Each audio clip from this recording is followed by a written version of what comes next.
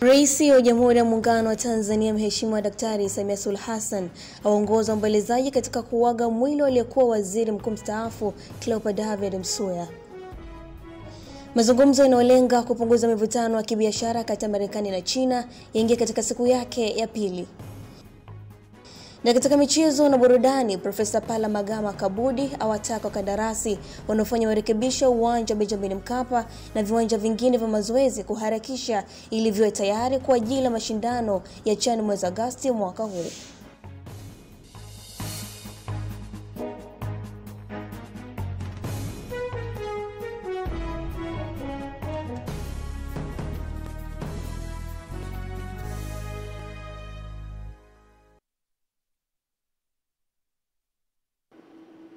Naam, habari za wakati huu mtazamaji wa Channel 10, kilicho bora kabisa popote pale ulipo. Karibu katika taarifa yetu ya habari. Msomaji wako ni mimi Nelson Munema. Nitakusomea hapa habari za kitaifa na kimataifa, na mwenzangu katika lugha ya alama ni Ramla Jabu. Karibu. Rais wa Jamhuri ya Muungano wa Tanzania Mheshimiwa Daktari Samia Suluhu Hassan ameongoza ombolezaji pamoja na viongozi mbalimbali wa serikali kuaga mwili wa aliyekuwa Waziri Mkuu mstaafu Cleopa David Msuya aliyefariki dunia Mei 7 mwaka huu.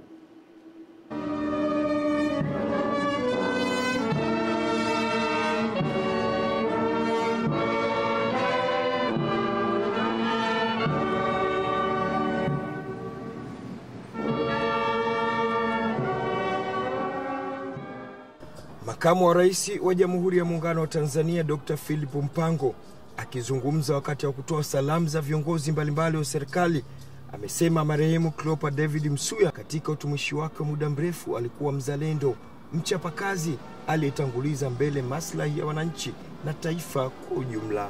Katika utumishi wa serikali, hayati Mheshimiwa Cleopa David Msuya tumesikia alikuwa mzalendo, mwadilifu, mchapakazi, mahiri sana. Kwa kweli, kwa kifupi, alikuwa mfano bora wa kuigwa, na tunamshukuru Mwenyezi Mungu kwa zawadi ya maisha yake. Tunathamini uzalendo na mchango wake mkubwa katika maendeleo ya nchi yetu, na ninawaomba viongozi na watumishi wote wa umma kujitahidi kufuata nyayo zake. Viongozi wengine waliotoa salamu katika zoezi hilo na kutoa heshima za mwisho kwa marehemu Cleopa Msuya ni pamoja na Rais wa Zanzibar Daktari Hussein Mwinyi, Waziri Mkuu Kassim Majaliwa, Waziri Mkuu mstaafu John Malechela, pamoja na familia ambayo ilimshukuru Rais Dr. Samia Suluhu Hassan katika ukaribu wake wakati wa kumuuguza mpaka pale mauti alipomkuta wakati akiwa katika hospitali ya Mzena jijini Dar es Salaam. Kwa hakika Watanzania tumempoteza kiongozi mahiri na aliyejitolea kwa moyo na kufanya kazi kwa uzalendo katika kuwatumikia Watanzania kwenye nafasi mbalimbali za utumishi na uongozi wakati wa uhai wake. Nataka nitumie nafasi hii kutoa pole kwa watumishi wa umma na wote walioguswa na msiba huu. Tumepoteza kiongozi ambaye alikuwa anaendelea kutupa ushauri wa namna kutekeleza majukumu yetu ndani ya serikali, akisisitiza kutenda kazi kwa uaminifu, uadilifu, lakini pia na weledi wa hali ya juu kwa lengo la kutoa matokeo. Na nimejifunza mengi kutoka kwake.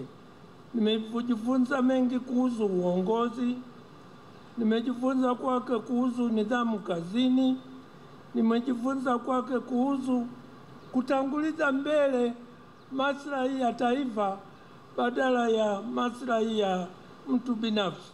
Tunashukuru sana serikali ya Jamhuri ya Muungano wa Tanzania kwa kumtazama na kumlea vyema baba katika kipindi chote cha uhai wake, hasa baada ya kustaafu. Shukrani za kipekee tunazitoa kwako Mheshimiwa Rais wa Jamhuri ya Muungano wa Tanzania Dr. Samia Suluhu Hassan kwa maelekezo yako mahususi ya viongozi wa staafu kutazamwa kwa jicho la pekee. Hamisi Suleiman, Channel 10, Dar es Salaam. Rais wa Jamhuri ya Muungano wa Tanzania Mheshimiwa Daktari Samia Suluhu Hassan ameeleza kusikitishwa kwake na taarifa ya kifo cha mkurugenzi wa mawasiliano Ikulu Zanzibar na msemaji mkuu wa serikali ya mapinduzi Zanzibar SMZ Bwana Charles Martin Hilal yatokea leo jijini Dar es Salaam. Taarifa ya kifo cha mwanahabari huyo mkongwe zimethibitishwa na SMZ kwamba amefariki alfajiri ya leo alipokuwa akikimbizwa katika hospitali ya taifa Muhimbili tawi la Mloganzila baada ya kuugua ghafla, ingawa haijaelezwa ugonjwa uliomkumba kiasi cha kukimbizwa huko kwa matibabu. Katika taarifa yake, Mheshimiwa Rais Daktari Samia Suluhu Hassan ametoa pole kwa Rais wa Zanzibar na mwenyekiti wa Baraza la Mapinduzi Mheshimiwa Dr. Hussein Ali Mwinyi, familia, ndugu jamaa na marafiki na wadau wote wa sekta ya habari nchini kwa msiba huo mzito. Charles Hilal atakumbuka kwa mchango wake adhimu kwa zaidi ya miaka 40 katika kukuza sekta ya habari nchini, tangu akiwa redioni hadi kwenye television, pamoja na unasihi wake kwa wanahabari wachanga. Enzi za uhai wake, Charles Hilal alifanya kazi Radio Tanzania Dar es Salaam, sasa shirika la utangazaji Tanzania TBC, ITV, na Radio 1 IPP Media, idhaa ya Kiswahili shirika la utangazaji la Uingereza BBC, idhaa ya Kiswahili ya sauti ya Jerumani Deutsche Welle, DW, Azam Media Limited, kisha Ikulu Zanzibar chini ya Rais Daktari Mwinyi. Mwenyezi Mungu aijalie familia yake uvumilivu na subira katika kipindi hiki kigumu, na ailaze roho ya Charles Hilal mahala pema peponi. Amina. Naye Rais wa Zanzibar na mwenyekiti wa Baraza la Mapinduzi Mheshimiwa Daktari Hussein Ali Mwinyi ametoa mkono wa pole kwa familia ya marehemu Charles Martin Barnabas Hilal, msemaji mkuu wa serikali ya mapinduzi ya Zanzibar na mkurugenzi wa idara ya mawasiliano Ikulu, aliyefariki usiku wa kuamkia leo tarehe 11 mwezi wa 5 mwaka 2025. Dr. Mwinyi amefika nyumbani kwa marehemu mtaa wa Kibamba CCM wilaya ya Ubungo jijini Dar es Salaam kutoa mkono wa pole kwa mjane wa marehemu Sara Mwakanjuki, wanafamilia, jamaa na marafiki. Dr. Mwinyi amewataka kuwa na subira na uvumilivu kipindi hiki cha msiba mzito. Marehemu Charles Hilal amefariki akiwa na umri wa miaka 66. Amezaliwa tarehe 22 Oktoba mwaka 1959 na kufariki usiku wa kuamkia leo. Dr. Mwinyi alimteua kushika wadhifa huo wa mkurugenzi wa idara ya mawasiliano na habari Ikulu Zanzibar tarehe 30 Desemba mwaka 2021, na tarehe 6 Februari 2023 alimteua kuwa msemaji mkuu wa serikali ya mapinduzi ya Zanzibar.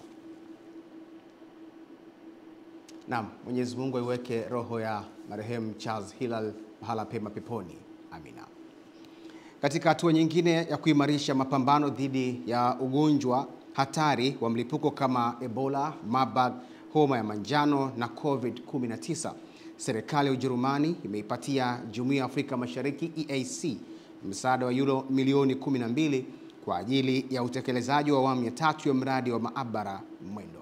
Mwanahabari wetu Jamila Omar ameandaa taarifa ifuatayo.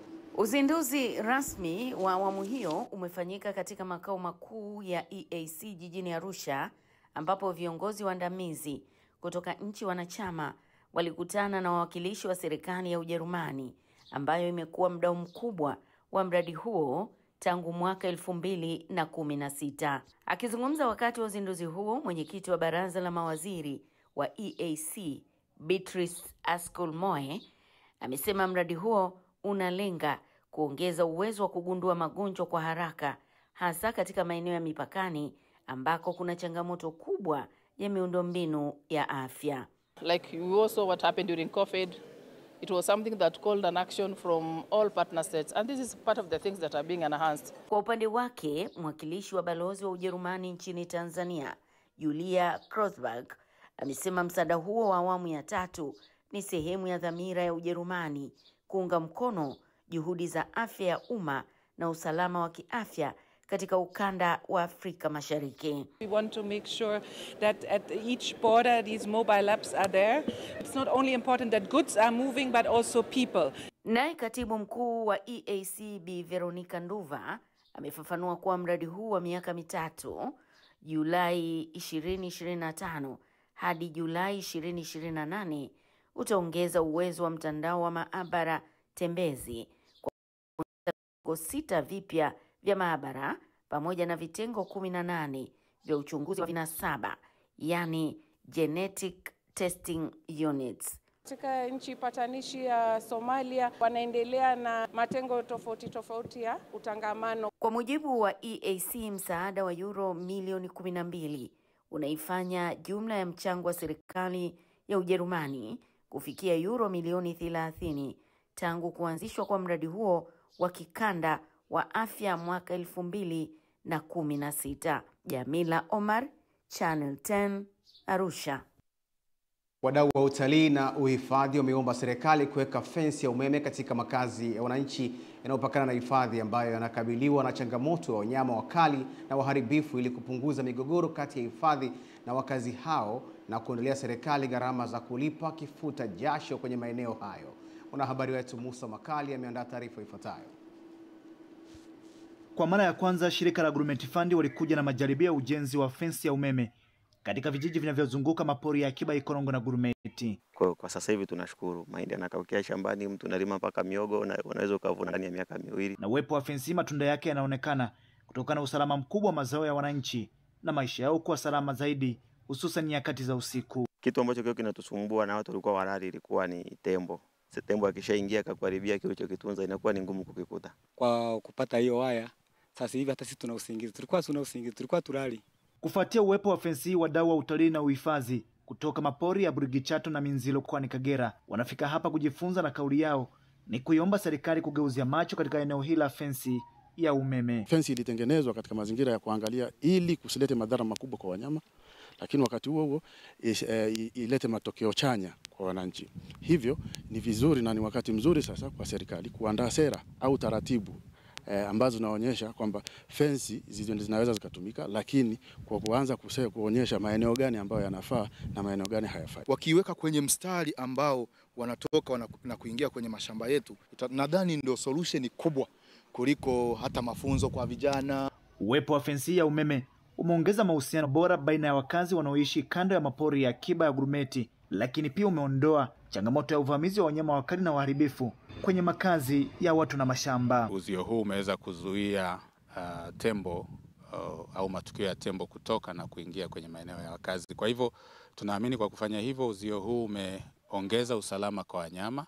Wananchi wamepata ahueni ya kuendelea na shughuli zao bila usumbufu kama uliokuwepo kabla ya uzio huu kujengwa. Fensi ya umeme ambayo ni majaribio kwa Agurumeti Fund ambayo ni kilomita takriban 30 imegeuka kuwa darasa kwa wengine. Kwa hiyo njia hii tunaona ni sahihi, na sisi kule eneo la hifadhi ya taifa Burigichato, njia hii inaweza kuwa ni njia sahihi kabisa kwa kutenganisha wale tembo wasiweze kurudi tena katika yale maeneo ya wananchi. Kutoka hapa katika kijiji cha Miseke hapo wilani Serengeti mkoani Mara, jina langu ni Musa Makali na hii ni Channel 10. Asante Musa Makali kwa taarifa hiyo. Wakati sekta ya usafirishaji majini ikiendelea kuathirika na uwepo wa mimea hai itwayo magugu maji inayoendelea kuota kwenye mwambao na katikati mwa ziwa Victoria, serikali inatarajia kununua mitambo 3 ya uvunaji wa mimea hiyo ili kusafisha rasilimali ya maji ya ziwa hilo. Mwanahabari wetu Henry Kavirondo ameandaa taarifa ifuatayo. Hadi sasa zaidi ya tani 5,000 za magugu maji zimevunwa katika ziwa Victoria, zoezi lililotekelezwa kwa kipindi cha mwezi mmoja, ambapo kila siku serikali ikitumia shilingi milioni 2 kuvuna mimea hiyo inayoendelea kushamiri kila panapokucha na kuathiri sekta ya usafiri. Mkuu wa mkoa wa Mwanza Saidi Mtanda, baada ya kukagua eneo la Kigongo Busisi lililoathirika na mimea hiyo, amewaeleza wananchi kuwa kilio walichokuwa nacho cha magugu maji kuondolewa kimesikilizwa. Kwa hiyo tutafanya usafishaji wa eneo haya yote mnaona pale ni magugu tu. Kwa hiyo serikali italeta huo mtambo wa kisasa na tayari utaratibu na Rais Samia amekubali. Tunamshukuru sana Mheshimiwa Waziri Mkuu Kassim Majaliwa kwa kufuatilia sana jambo hili. Ofisi ya Makamu wa Rais Muungano na Mazingira imesema lengo lake ni kuhakikisha maji ya ziwa Victoria yanaendelea kuwa salama. Yanakuwa kwa speed, lakini kwa kushikana na serikali ya mkoa nadhani tutaimanage. Lakini so far haino hivyo. Kwa hatua za kwanza tunaona mafanikio kweli ni mazuri, na leo ziwa ni safi na kazi imefanyika na wenzetu vinaendelea na kazi. Malalamiko yaliyokuwepo hayapo tena. Kuhusu maendeleo ya ujenzi wa daraja la JPM Kigongo Busisi linalokwenda kuifungua Tanzania na mataifa mengine ya Afrika Mashariki, amesema hadi sasa limeshakamilika na kwamba kinachohitimishwa muda huu ni ufungaji wa taa. Tunaweka taa nzuri za barabarani ili Mheshimiwa Rais Dr. Samia hivi karibuni atakuja tena hapa kwa ajili ya sherehe kubwa ya uzinduzi wa daraja hili. Kwa hiyo swala na changamoto ya hapa Kigongo Busisi rasmi itakuwa imefanya nini? Kwa mujibu wa mkuu huyo wa mkoa, baada ya shughuli zote za ukamilishaji daraja hilo kukamilika, muda wowote kuanzia sasa uzinduzi utapangwa kufanyika, na kwamba pengine kuanzia mwezi ujao Mheshimiwa Rais Dr. Samia Suluhu Hassan anatajwa kuwa ndiye atakayekata utepe. Henry Kavirondo, Channel 10, Mwanza. Wananchi wa jiji la Arusha wameeleza shukrani zao kwa Rais wa Jamhuri ya Muungano wa Tanzania Mheshimiwa Daktari Samia Suluhu Hassan kutokana na utekelezaji wa miradi mbalimbali ya maendeleo ambayo imeleta maboresho makubwa katika huduma za kijamii. Mwanahabari wetu Jamila Omar anaripoti. Miradi hiyo inajumuisha upanuzi wa huduma za umeme, maji safi na salama, barabara, ujenzi wa shule za msingi na sekondari, vituo vya afya, pamoja na ujenzi unaoendelea wa uwanja wa kisasa wa michezo kwa ajili ya mashindano ya AFCON katika eneo la Kisongo Mateves jijini humo. Wakizungumza katika mkutano wa hadhara uliofanyika jijini humo, baadhi ya wananchi wamesema mafanikio hayo yameleta faraja kwao, lakini bado wanatamani kuona ujenzi wa kituo kikuu cha mabasi yaendayo mikoani, jambo waliloliomba lipewe kipaumbele. Tunaona uwanja wa NAFCO unavyojengwa, lakini tunahitaji, changamoto kubwa ya wananchi wa Arusha, stendi ya kisasa. Stendi ya kisasa ambayo ni hitaji na ni wimbo wa kila siku na muda mrefu. Kwa upande wake, mbunge wa jimbo la Arusha mjini Mheshimiwa Mrisho Gambo amesema serikali imeendelea kutekeleza miradi mikubwa ya maendeleo na tayari hatua za awali zimeanza kwa ajili ya ujenzi wa kituo kipya cha mabasi pamoja na masoko ya kisasa katika maeneo ya jiji hilo. Katika mradi wa taktiki tulipendekeza mambo yafuatayo. Tumekuwa na shida ya muda mrefu ya ujenzi wa stendi ya kisasa, na stendi ambayo tumeipigania muda mrefu toka nikiwa mkuu wa mkoa. Kwa tukapendekeza kujenga soko Kilombero na tukapendekeza kujenga soko pale kwa Muyombo kwa ajili ya kutetea na kuvutia watalii wetu. Niwaombe wananchi wenzangu wa jiji la Arusha waiendelee kuiunga serikali ya Daktari Samia Suluhu Hassan mkono kwa 100%. Kuna kazi kubwa imefanyika katika jiji letu na zaidi na kata yangu ya Muria. Jamila Omar, Channel 10, Arusha. Rais wa Zanzibar na mwenyekiti wa Baraza la Mapinduzi Mheshimiwa Daktari Hussein Ali Mwinyi amesema serikali inalenga kuwa na mpango wa kuwezesha wafanyakazi wenye kipato kidogo kununua nyumba bora za makazi zinazojengwa na shirika la nyumba la Zanzibar. Ametoa tamko hilo alipozindua mfumo wa kidigitali wa utoaji wa huduma na uzinduzi wa mauzo ya mradi wa nyumba za kisasa wa Mwinyi Housing Scheme uliofanyika New Aman Hoteli wilaya ya Mjini. Napenda kutoa wito kwenu kama ule nilioutoa kwenye uzinduzi wa mauzo ya nyumba za kisasa za Chumbuni, kwa tununue nyumba hizi ambazo zipo kwenye eneo lenye hadhi ya juu, yaani prime area. Nachukua fursa hii kuwapongeza wale wote ambao tayari wametumia fursa hii kwa ajili ya kujipatia nyumba bora za makazi. Napenda kutumia fursa hii kuwaarifu wafanyakazi wa serikali kwamba tutafanya mpango maalumu wa kuwawezesha kupitia makato madogo ya mishahara yao kupata nyumba bora za makazi. Daktari Mwinyi ameeleza kuwa mpango huo utakuwa na makato madogo ili kuwasaidia wafanyakazi hao kununua nyumba bora za makazi.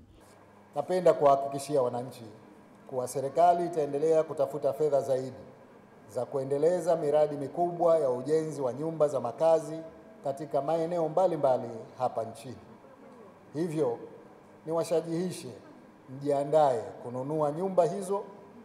Miradi inakuja, utachagua mwenyewe kama utakaa katika nyumba mpya za Kikwajuni au Saateni au Kwahani au Kisakasaka.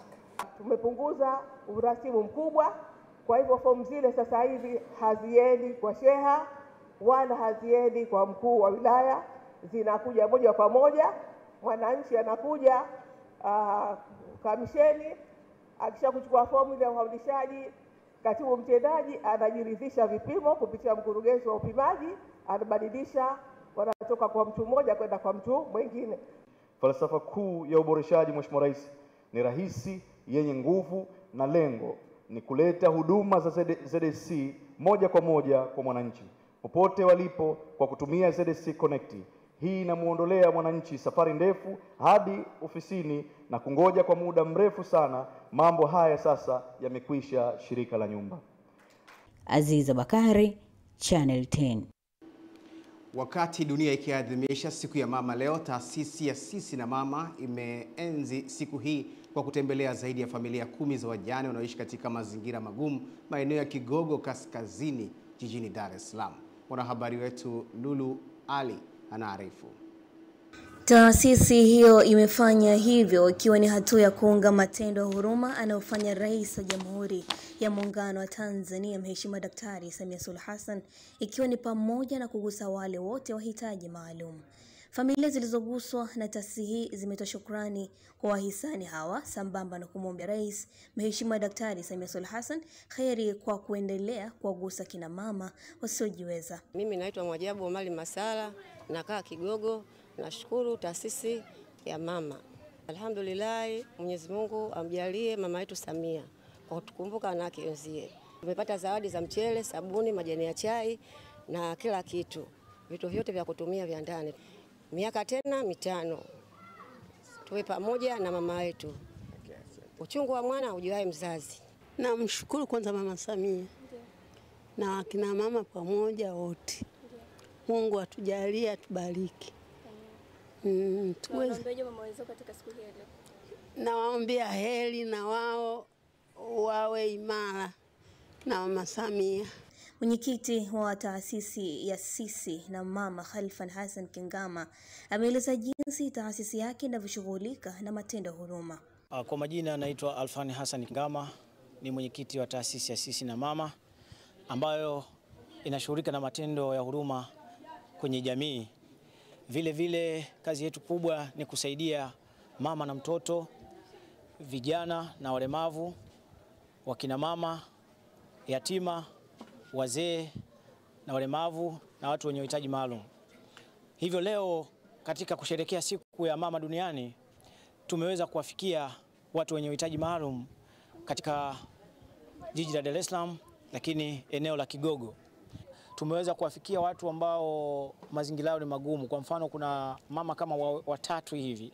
Hao wote hawezi kusimama. Mmoja amepata stroke, lakini mwingine alipata ajali, mwingine ni utu uzima. Hawa wote katika kuwatafuta mazingira yaliyokuwepo Kigogo, kuvuka mabonde, maji, nini, sisi tukaona kwamba tuwafikie wenyewe badala kwamba tuishie tu katikati ya mji, tufike kule sehemu ambayo yenye uhitaji zaidi. Lula Ali, Channel 10.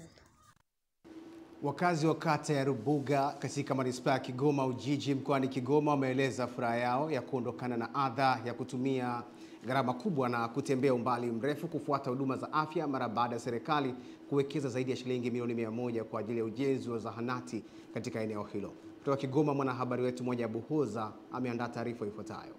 Akitoa taarifa mbele ya wajumbe wa ALAT mkoa wa Kigoma, mtendaji wa kata ya Rubuga iliyopo manispaa ya Kigoma Ujiji, Staslausin Tatie, anasema mradi huo unatekelezwa kwa fedha za mapato ya ndani ya manispaa ambao utakamilika Juni 2025. Kazi inaendelea ni kufunga box, alenta na kusuka chuma.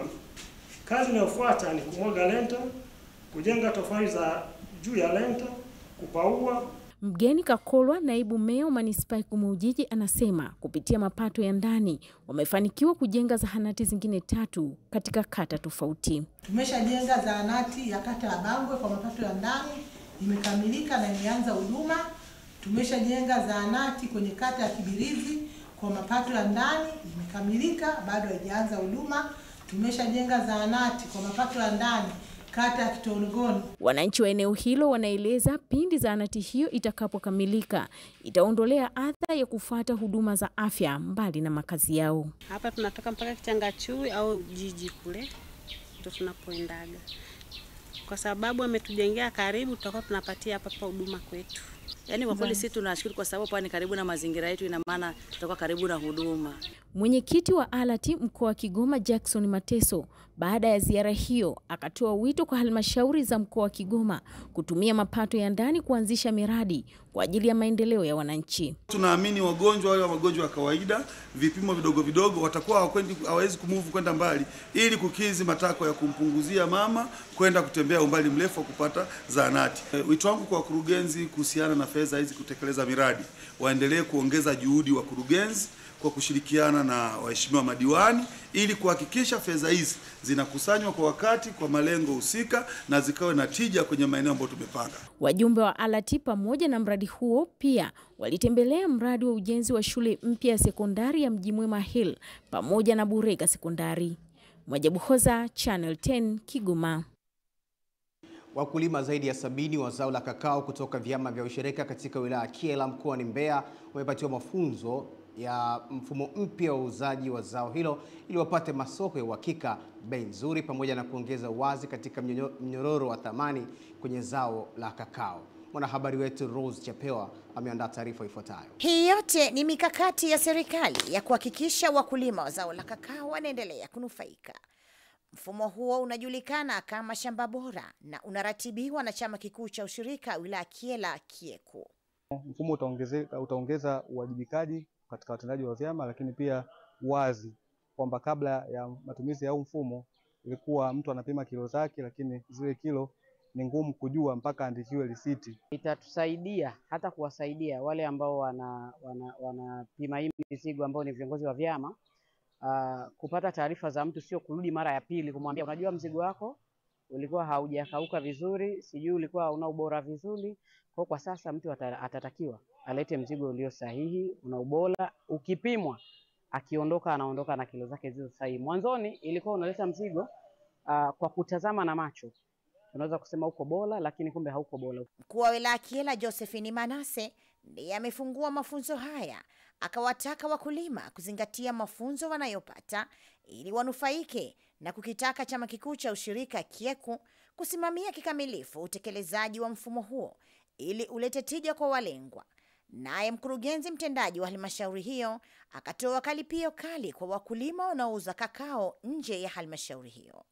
Kwa hiyo niombe tufanye utunzaji mzuri sana wa hivi vifaa ili viweze kutumika muda mrefu, na lakini ili viweze kuwasaidia wakulima wetu katika upokeaji wa mazao yao, kwa sababu tutaleta uwazi. Niombe tena kwenu mameneja na makarani wote, kokoa hizi tukiziruhusu ziende halmashauri nyingine, ina maana tunapoteza mapato ya halmashauri yake.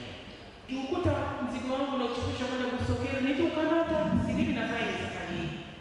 Tumekubaliana kabisa. Nachukua mzigo wangu, mimi nenda kuuza, nipate hela yote iingie halmashauri. Kutoka Kyela mkoani Mbeya, mimi ni Rose Chapewa wa Channel 10. Adha ya uagizaji wa nyavu kutoka nje ya nchi za kudhibiti mmomonyoko wa ardhi chini ya migodi inayochimbwa chini kwa chini kusaka madini aina mbalimbali nchini imetatuliwa baada ya wananchi wazawa kuanzisha kiwanda cha uzalishaji wa nyavu hizo. Mwanahabari wetu Henry Kavirondo anaripoti. Hiki ni kiwanda cha uzalishaji wa nyavu za kudhibiti mmomonyoko wa ardhi katika migodi kilichopo kijiji cha Kaluluma wilayani Misungwi mkoani Mwanza, ukiwa na utekelezaji wa sera ya serikali ya Tanzania ya uchumi wa viwanda kukuza uchumi.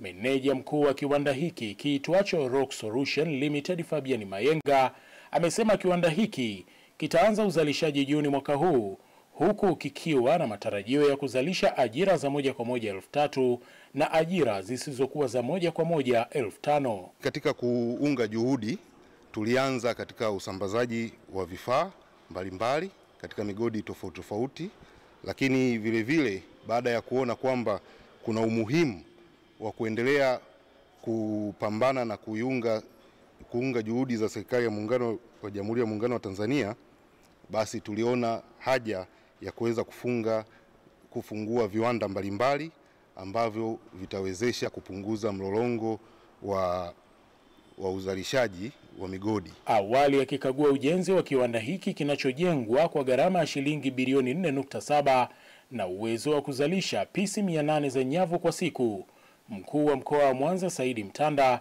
amewataka Watanzania kuwajibika katika kukuza uchumi. Wauaji wa viwanda wakubwa ni pamoja na Watanzania sisi wenyewe. Watu wengi tumekuwa wavivu, hatufanyi kazi, lakini tunataka kulipwa mshahara, tena mshahara mzuri.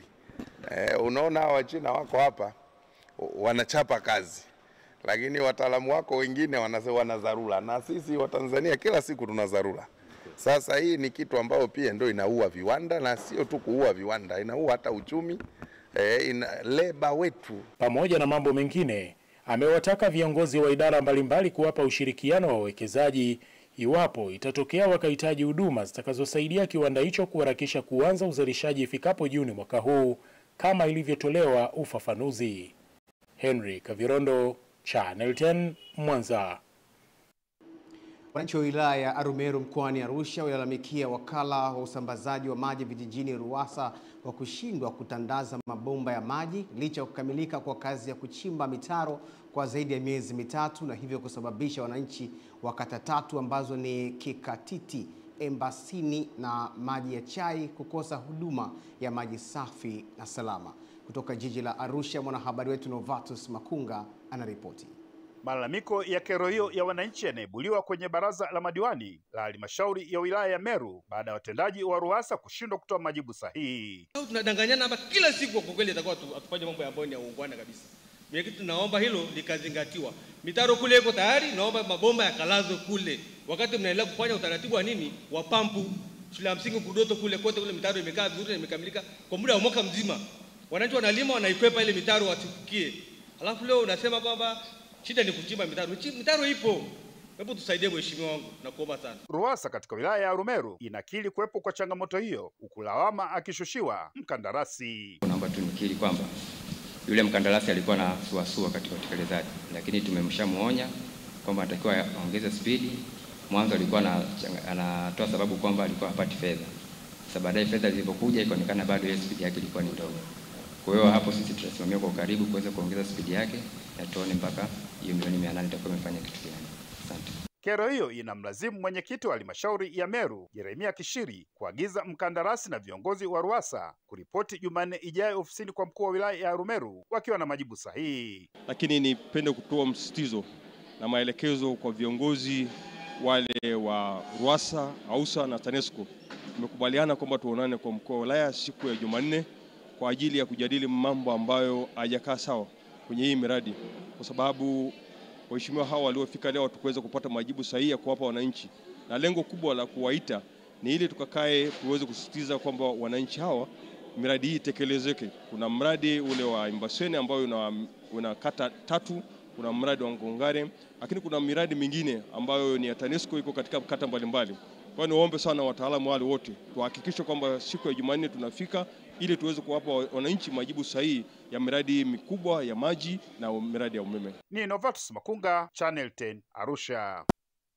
Novatus Makunga kwa taarifa hiyo. Na mtazamaji, taarifa yake Novatus inakamilisha upande wa habari za kitaifa, na sasa ni habari za kimataifa. Mazungumzo yanayolenga kupunguza mivutano ya kibiashara kati ya Marekani na China yameingia katika siku yake ya pili, ambapo yanafanyika nchini Geneva nchini Uswisi. Habari zinasema katika kuendeleza kukuza uchumi huku wakiendelea kutafuta mwafaka baina yao. Mazungumzo hayo yamefanywa kwa faragha huku Marekani ikiwakilishwa na waziri wa fedha Scott Bassett, na kwa upande wa China imewakilishwa na naibu waziri mkuu He Lefeng. Hayo yanajiri ikiwa katika vita kibiashara vilivyochochewa na hatua ya mwezi uliopita na rais wa Marekani Donald Trump kuyawekea ushuru mkubwa mataifa kadhaa ulimwenguni, na hivyo kuvuruga mnyororo wa ugavi, ustawi wa masoko na kuzusha hofu ya kuzorota kwa ukuaji wa uchumi kote duniani. Tukienda habari nyingine, leo ni Papa Leo ameongoza sala yake ya kwanza ya baraka ya Jumapili katika kuhimiza amani duniani, huku maelfu ya waumini wa kanisa Katoliki wakimiminika Vatican mjini Rome kushiriki misa hiyo. Kwa mara ya kwanza, Papa Leo ameongoza kwa mara ya kwanza sala ya baraka ya Jumapili tangu alipochaguliwa kuliongoza kanisa hilo duniani. Papa Leo wa 14 amewahimiza viongozi duniani kutounga mkono kabisa vita duniani, akisema umefika wakati wa kuachana na migogoro. Misa ya baraka Jumapili ni ibada muhimu kwa Wakatoliki, ikiwa pia ni fursa ya kipekee kwa waumini wa kawaida ya kumuona Papa kwa ukaribu zaidi. Hata hivyo, Papa Leo 14 ametangaza sera ya uongozi wake mbele ya kanisa, akisema yeye ni mtumishi mnyenyekevu wa Mungu na hakuna zaidi ya hivyo, na pia ni mrithi wa aliyekuwa na thamani yoyote wa Mtakatifu Petro. Naam, tunapata mapumziko mafupi, tutarejea. Mimi ni Nelson Munema.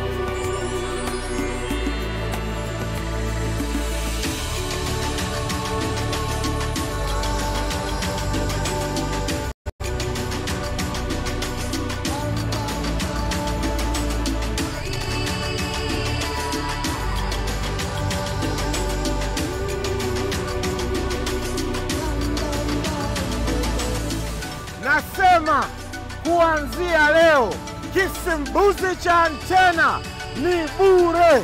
Lipia miezi yako miwili na uendelee kufurahia burudani kutoka Azam TV. Menyu imekamilika. Tunakuletea burudani kizalendo zaidi. Pata kisimbuzi cha antena kutoka Azam TV bure. Lipia kifurushi cha Ngorongoro kwa miezi miwili ili upate kisimbuzi chako na ufurahie menyu iliyokamilika kutoka Azam TV. Vigezo na masharti kuzingatiwa. Tarehe 1 mwezi wa pili mwaka 2025. Saa 12 na dakika 50 jioni. Ulikuwa wapi? Nilikuwa nyumbani kwangu. Una uhakika? Mteja wa mwisho amelipia Kivulini Restaurant. Ulikuwa wewe. Ndipo upotevu ulipotokea. Unataka kujielezea? Ni ukweli. Nimefanya muamala nikiwa nyumbani. Nimeitoa chakula changu, nimelipa kwa simu benki. Patie simu yake. Weka loudspeaker tusikie. Halo, tunaongea na Azai Kijiwenongwa aka Mama Shibai. Tunapiga simu kutoka benki ya CRDB. Tunapenda kukujulisha kuwa miamala yako ya sim banking imekupatia ushindi wa gari mpya aina ya Toyota Harrier. Nimeshinda sim banking bwana. Swaiba, mambo yote yapo sim banking. Yani, humu tu. Fanya miamala ujishindie dinga kali sambamba na Tembo Points. Tembelea Play Store au App Store kupakua sim banking app au piga *150 *03 alama reli. Nani ameiba vijiko? CRDB Bank. Tunakusikiliza. Kwa kwanza na iacha nafasi kule Limpanzo ameweka kule kwa Janja Hua. Nafasi ya wazi kabisa hii. Simba anamwinda na anaweza kumpata wakati wowote. Imetengwa, inawekwa ndani kule. Janja Hua anaweka chuma, nyavu zinatikisika. Tarehe 17 tunampiga Moroko. Tarehe 25 mwezi wa 5 tunampiga kwa Mkapa. Kwa Mkapa hajawahi kutoka mtu. Hii ndiyo Simba. Haya wanangu wa Bwera, twenzetu ni Moroko. Aye mwingine alijaue. Ili kutizama mitanange hii miwili ya Simba, lipia kifurushi cha bomba kwa shilingi 27,000 ndani ya DStv. Aye mwingine alijaue. Haya wanangu na wakubali. Wanangu wa mnyama na wakubali. Elimu Ofa.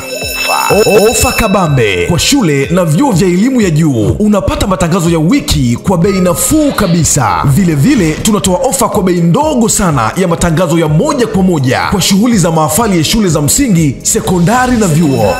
Kwa mawasiliano piga simu nambari 0674384236 na 0763400050 au 0713611816. Hapa Channel 10, kilicho bora kabisa. Elimu ofa.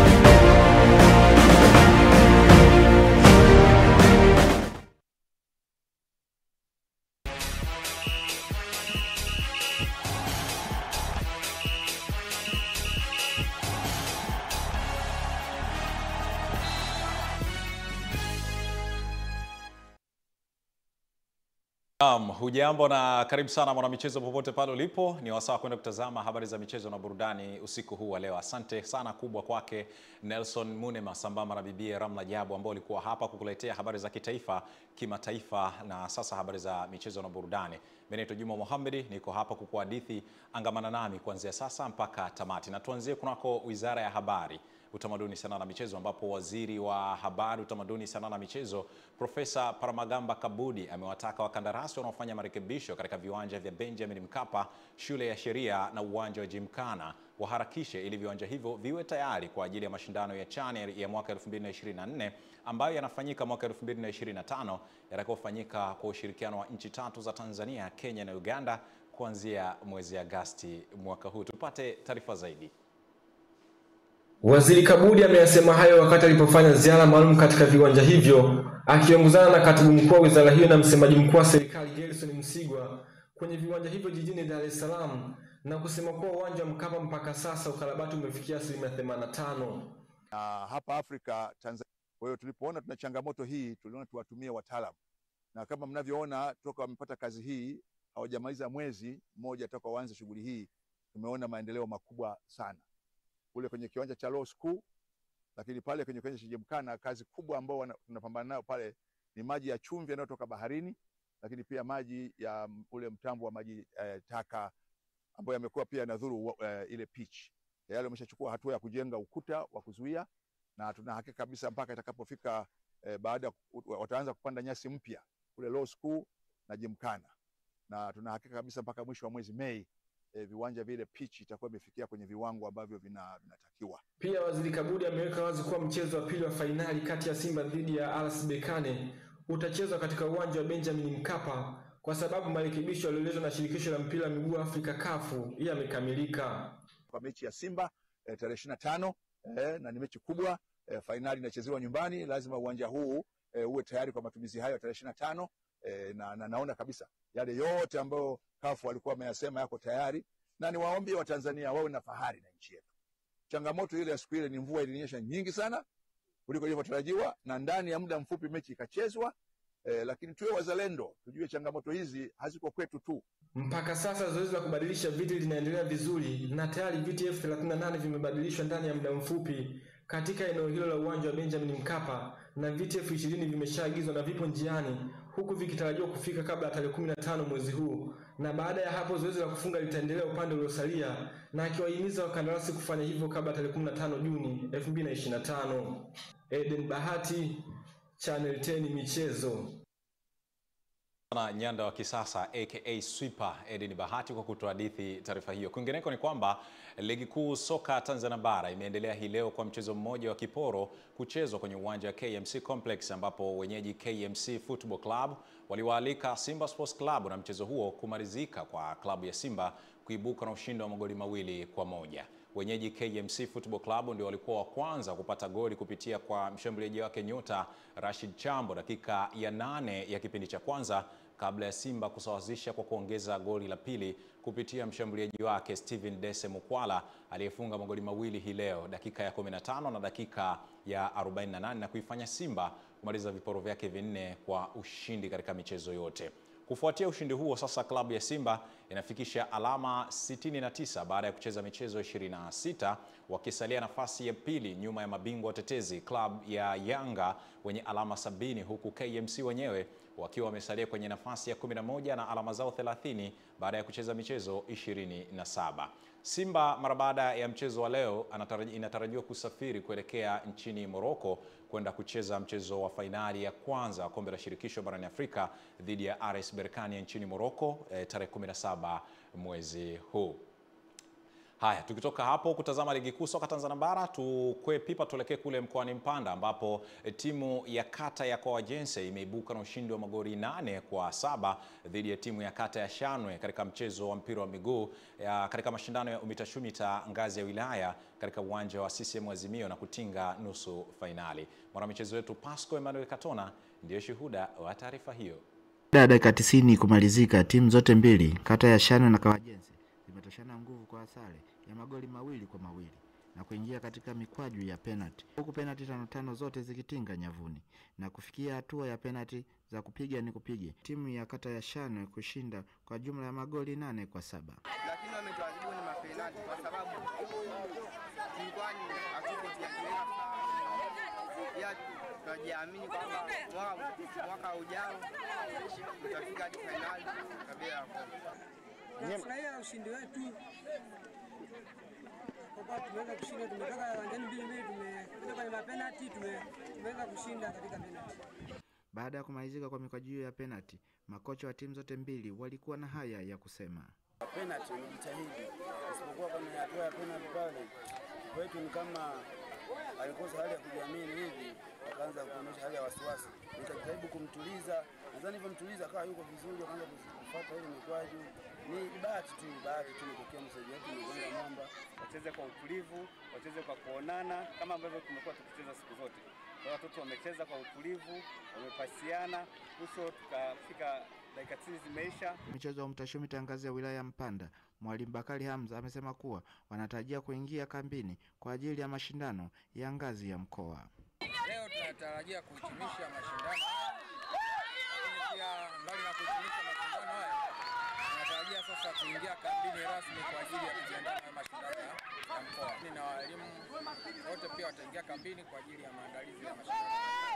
Nikiripoti kutoka katika viwanja vya CCM Azimio halmashauri ya manispaa ya Mpanda mkoani Katavi, ni mwana michezo wako Pasco Emmanuel Katona wa Channel 10. Mwanamichezo Pasco Emmanuel Katona kutoka mkoani wilayani Mpanda mkoani Katavi. Na sasa tugeukie kutazama taarifa nyingineyo katika Wizara ya Habari, Utamaduni, Sanaa na Michezo, ambapo Waziri wa Habari, Utamaduni, Sanaa na Michezo Profesa Paramagamba Kabudi amemtangaza rasmi Rashid Mijuza kuwa kaimu meneja wa uwanja wa Benjamin Mkapa baada ya kumhamisha na kumpeleka makao makuu aliyekuwa meneja wa uwanja huo Milinde Mahona, ambaye atakuwa msimamizi kwa viwanja vyote hapa nchini. Waziri Kabudi amesema hayo wakati alipofanya ziara maalum ya kukagua ama ya ukaguzi wa uwanja wa Benjamin Mkapa, huku akiwa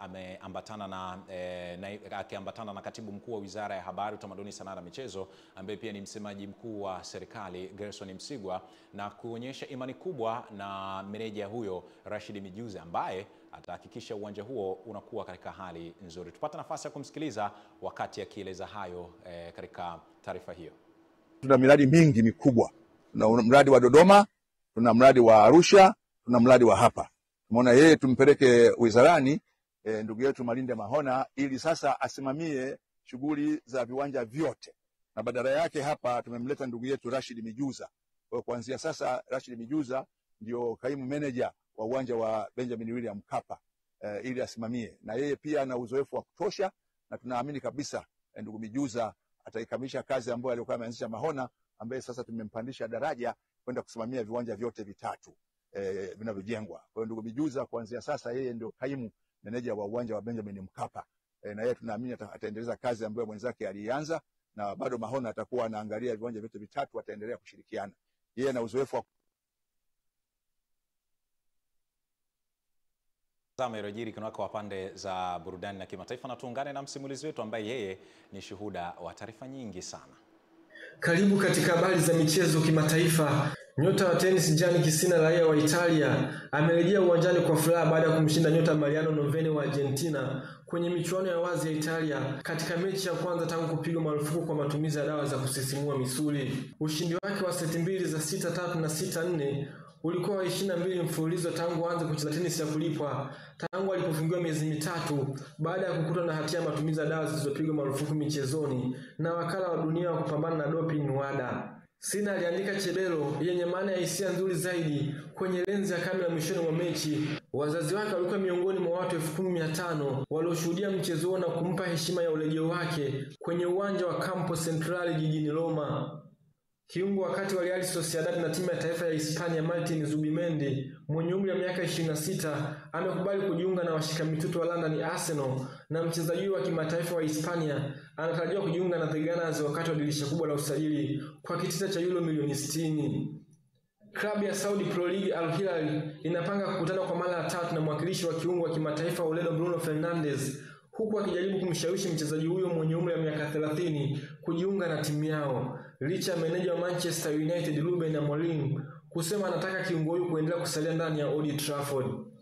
Eden Bahati, Channel 10 michezo kimataifa. Asante sana mwanamichezo Eden Bahati kwa kutuhadithi habari za michezo na burudani kimataifa usiku wa leo, na ndio tamati ya habari za michezo na burudani. Ulikuwa nami mwanamichezo wako Juma Mohamed, lakini kwa niaba ya dawati la michezo hapa AMGL kwa maana ya Africa Media Group, tunatoa pole kwa familia na ndugu wa Charles Hilary, mwanahabari mkongwe ambaye leo hii ametutoka, na hii ni taarifa ya Tanzania, huzuni kwetu wote, hususan pia wanamichezo, kwa sababu pia alikuwa amehudumu kwenye dawati la michezo kwa kutangaza mechi za mubashara hususan katika ligi kuu ya pale nchini Uingereza, lakini mara chache hapa nchini Tanzania aliporejea mara baada ya kumaliza safari yake ya kuishi ughaibuni katika kazi hii ya utangazaji. Sisi wote ni wa Mwenyezi Mungu na kwake tutarejea. Asante, na wakati bora kijacho ni muhtasari wa habari, alafu kisha Nelson Munema na bibi Ramla Jabu watakuja hapa kuhitimisha habari usiku wa leo. Asante na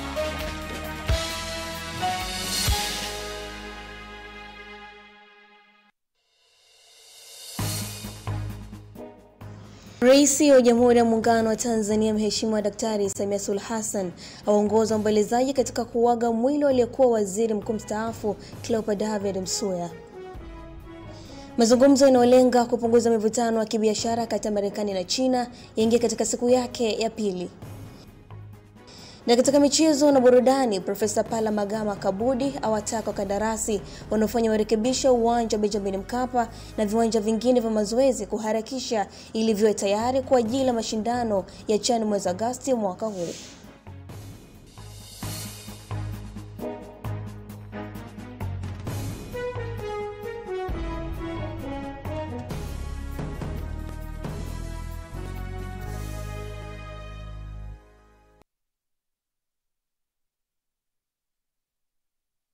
Nzima ya leo, kwa niaba ya wote ambao wameshiriki nasi kuandaa taarifa yetu ya habari, katika lugha ya alama ni Ramla Jabu, katika michezo ni Juma Mohamed, pamoja na fundi mitambo wetu ambaye ni Debla Mwasumbi, ambaye pia amewakilisha kina mama wote duniani kwa sababu leo ni siku ya mama duniani, na tunatakia heri, fanaka na mafanikio tele juu yao.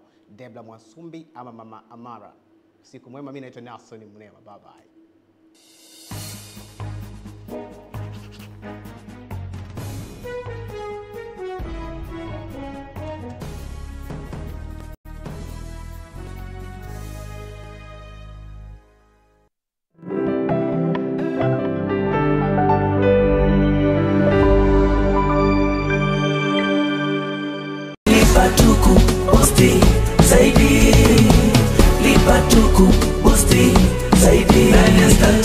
Ewe mtumiaji wa Nicolia Star Times, kwa antena ukilipia nyota kwa shilingi 11,000 kwa mwezi tutakuboost kwenda Mambo, na ukilipia Mambo kwa shilingi 17,000 kwa mwezi tutakuboost kwenda Uhuru mwezi mzima, huku wale watakaolipia Uhuru kwa shilingi 23,000 kwa mwezi watapata ya siku 5 zaidi bure, huku kwa wateja wa kisimbuzi cha Dish ukilipia nyota kwa shilingi 11,500 kwa mwezi tutakuboost kwenda smart, na ukilipia smart kwa shilingi 23,000 kwa mwezi kwenda super kwa mwezi, huku wale watakaolipia super 38,000 kwa mwezi watapata ofa ya siku 5 zaidi bure kabisa. Jiunge na Star Times kwa bei ya punguzo, upate decoder ya antena pekee kwa shilingi 25,000 tu.